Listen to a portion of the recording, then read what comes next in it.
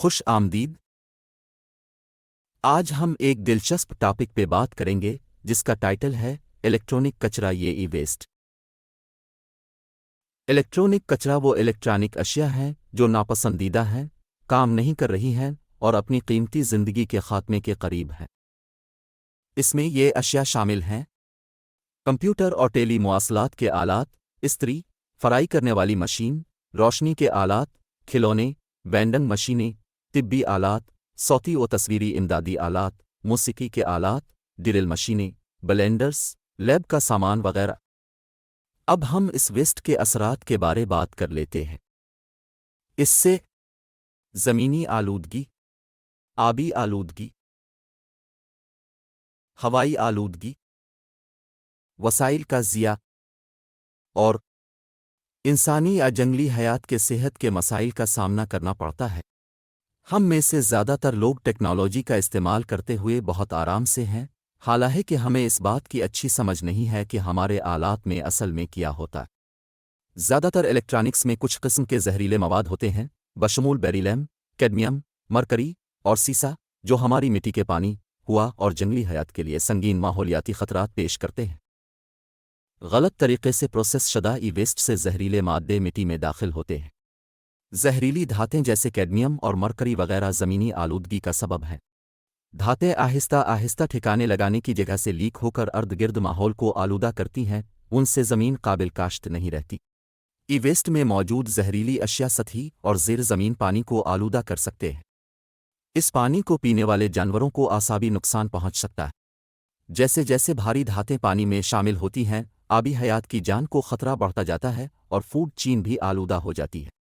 جب الیکٹرانکس کو غلط طریقے سے ٹھکانے لگایا جاتا ہے تو وہ اکثر جل جاتے ہیں، جو انہیں زیادہ خطرناک بنا دیتا ہے۔ جب یہ زہریلے مادے ہوا میں چھوڑے جاتے ہیں تو وہ میلوں تک سفر کر سکتے ہیں۔ اس سے متعدد افراد آلودہ ہوا میں سانس لینے پر مجبور ہو سکتے ہیں، جس سے سانس کے مسائل پیدا ہو سکتے ہیں۔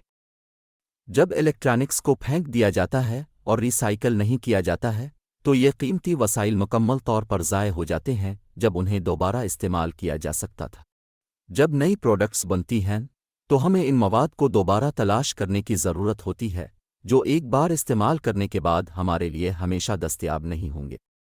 فصلوں کو دیے جانے والے آلودہ پانی اور آبی غذائی چین میں زہریلی دھاتوں کی خاصی مقدار پائی جا سکتی ہے، جس سے ہماری خوراک اور پانی کو آلودہ ہو رہا ہے۔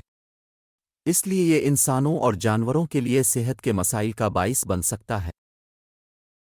اب آپ ان خطرات سے آگاہی کے بعد ان سے بچنے کے طریقے بھی جاننا چاہیں گے۔ پہلا اصول یہ ہے کہ تمام استعمال شدہ الیکٹرانک آلات کو کوڑے دان سے دور رکھیں اور الیکٹرانک کچرے کو کم کرنے کے لیے ان اصولوں پر عمل کریں۔ 3 حکمتی عملی اپنائیں۔ اس اصول میں وسائل کو کم کرنا، دوبارہ استعمال کرنا اور ری سائیکل کرنا شامل ہے۔ کم کرنے کا مطلب ہے فضلہ کی مقدار کو کم کرنے کے لیے چیزوں کو احتیاط کے ساتھ استعمال کرنا۔ دوبارہ استعمال کرنے میں آئٹمز کے پرزوں کا بار بار استعمال کرنا شامل ہے۔ ہم ایک تجربہ کار ری سائیکلنگ فرم کی مدد سے ای ویسٹ کو ری سائیکل کر سکتے ہیں، جو کچرے کو میکانیکی طریقے سے جدا، درجہ بندی اور ٹکڑے ٹکڑے کرتی ہے۔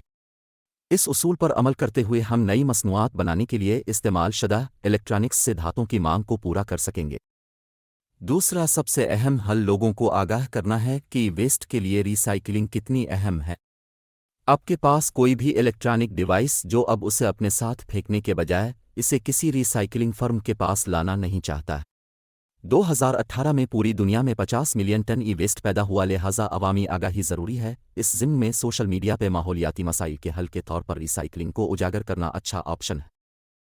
تعلیمی ادارے، NGO، میونسپل کارپوریشنز اور پرائیویٹ سیکٹر میں کاروبار بھی کمیونٹی ایونٹس کی میزبانی میں شامل ہو سکتے ہیں جو ری سائیکلنگ کو فروغ دیتے ہیں اور لوگوں کو ہمارے ای ویسٹ چیلنج کے بارے میں آگاہ کرتے ہیں۔